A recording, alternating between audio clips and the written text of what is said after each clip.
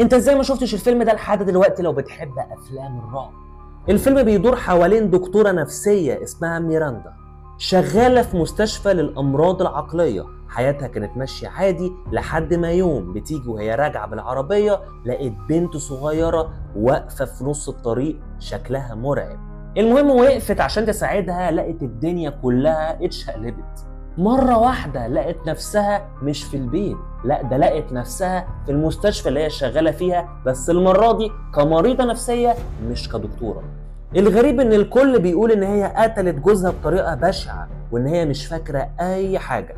ومن هنا بيبدأ الرعب، سواء انت او البطلة ميراندا بتحاول ان انت تفهم ايه اللي بيحصل وليه بيحصل معاها كده وليه الناس بتتهمها الاتهام الفظيع ده، والمرة دي هي كمريضة نفسية مش كدكتورة. وفي وسط كل ده بتشوف كوابيس واشباح وحاجات غريبة. وهنا بكلمكم عن واحد من افضل افلام الرعب، وهو فيلم جوثيكا. ما تنسوش تعملوا فولو، حفظ للفيديو وشير، وتشتركوا في قناة اليوتيوب في البايو. سلام عليكم.